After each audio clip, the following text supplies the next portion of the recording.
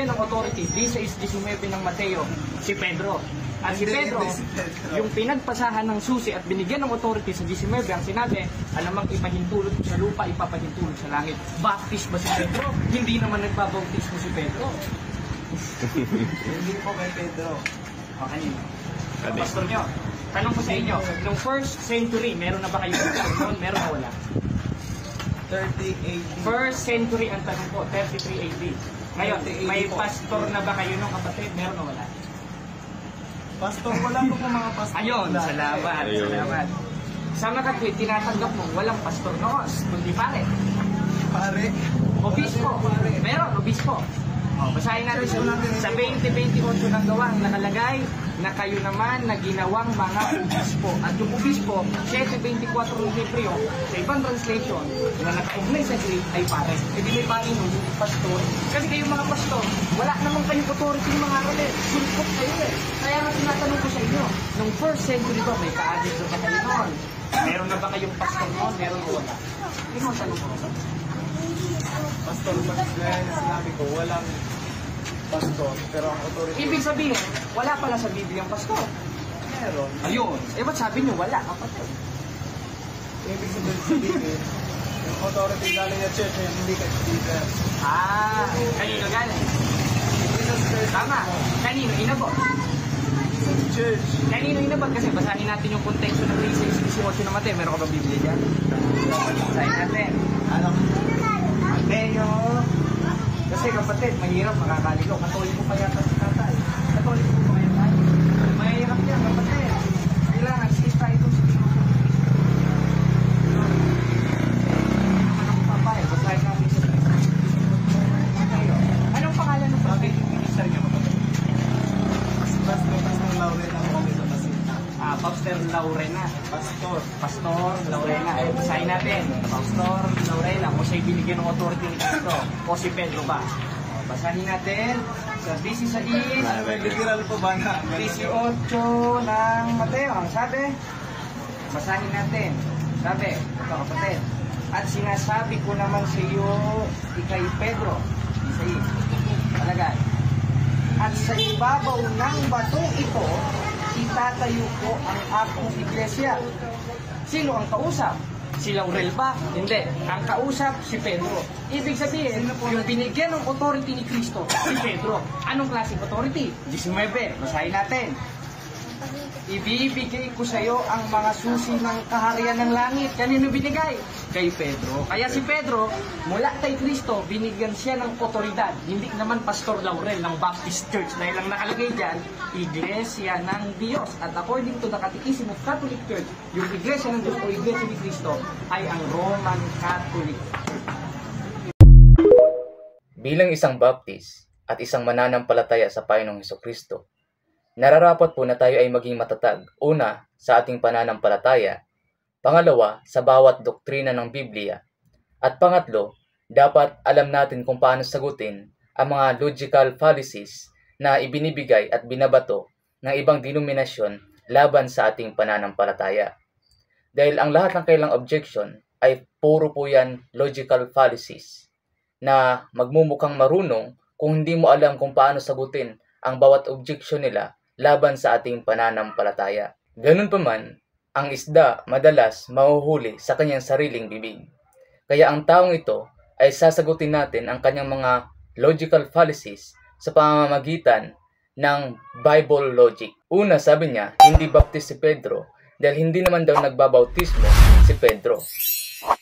Sa kanyang mindset, mapapatunayan lang daw natin na baptist si Pedro kung si Pedro ay nagbabautismo. Kaya patutunayan natin sa kanya na si Pedro ay nagbabautismo. Ang sabi sa Juan 4:1 at 2, ganito po ang ating mababasa. Sa makatuwid nang malaman ng Panginoon kung paano narinig ng mga Pariseo na si Jesus ay gumawa at nagbautismo ng mas maraming mga disipulo kaysa kay Juan. Verse number 2, bagaman si Jesus mismo ay hindi nagbautismo, kundi ang kanyang mga disipulo. Sa pangalawang talata, nababasa natin na ang mga disipulo ni Kristo ay nagbabautismo. Kaya nagkaroon si Kristo ng mas marami pang disipulo kaysa kay John the Baptist.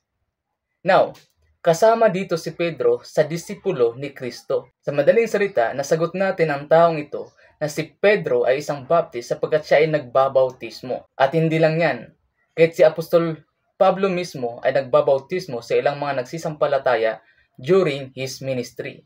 Mababasa natin yan sa Acts chapter 16 at sa 1 Corinthians chapter 1 verse 13 to 17. At pinagtitibay pa dahil si Kristo mismo ang nagbigay sa iglesia na magbautismo. Sa madaling salita, ang iglesia ng Panginoong Hesukristo ay identified as Baptist. Pangalawa, sa tanong niya na kung may pastor na ba daw tayo sa 1st century. At gumamit siya ng Book of Acts. Ngayon, ang Book of Acts ay nakapaloob sa 1st century. Ngayon, sino ba ang mananampalataya sa Book of Acts?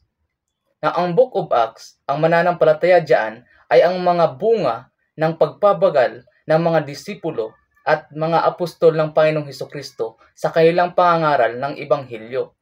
At sino itong mga apostol? Ito yung binigyan ng authority ng Panginoon na mangaral at magbautismo. Sa madaling salita, yung mismong talata na kanyang ginamit, hindi niya nalalaman na ang mga mananampalataya doon ay identified din as Baptist. Pinagtitibay na ang mga obispo sa Book of Acts ay kinikilalang Baptist. Tsaka alam nyo ba na yung iglesia noong 1st century ay tumutukoy sa mga mananampalatayang ligtas? At ang mga pastor, mga apostol, mga obispo, mga teacher sa panahon ng 1st century ay mga mananampalatayang ligtas. Ang sabi po sa Acts chapter 2 verse 47, na nagpupuri sa Diyos at nakatanggap ng pagningap ng buong bayan at idinagdag sa iglesia ng Panginoon yaong mga nangaligtas. Sa mga katuwid, ang iglesia ng Panginoon ay kinasangkapan ng mga mananampalatayang ligtas. Pangatlo, tinanong niya ang pangalan ng pastor ng kanyang kinausap at tinanap niya sa Biblia. At binasa niya ang Matthew 16 verse 18 to 19. At nabasa niya na si Pedro ang binigyan ng authority ng Panginoong Hesukristo. Binigyan ng susi sa pangangaral. Ang kanyang ginawa ay isang hayagang pandaraya. Dahil wala naman tayong pangangaral na ang individual na pastor ay ang binigyan ng authority dito sa Matthew 16 verse 18 to 19. Kundi ipinapangaral natin na ang ating authority ay nagmula sa Panginoon, ibinigay sa iglesia, at ang iglesia ang nagbigay ng authority sa mga tinawag ng Panginoon upang ipangaral ang Ebanghelyo sa kaligtasan ng tao. Kaya nga po magpahanggang ngayon, ang ating pangangaral ng Ebanghelyo at kaligtasan ay hindi po magbabago mula sa panahon ni Kristo hanggang sa ating kapanahunan ngayon. Parehong pananampalataya, parehong doktrina ang ating ipinapangaral. Higit sa lahat pagdating sa kaligtasan, na si Kristo lamang ang tanging daan sa pamamagitan ng pananampalataya sa kanyang nagawa sa krus, na siya ay namatay na ilibing at nabuhay muli sa ikatlong araw. Kaya kung mayroon pong mga magsasabi na sila ang tunay na iglesia at mag-aangkin na sila ang itinayo ni Kristo sa Matthew 16 verse 18 to 19, hindi po yun tunay na iglesia kung hindi nila ipinapangaral ang tiyak na kaligtasang ipinapangaral ni Kristo at ng mga apostol.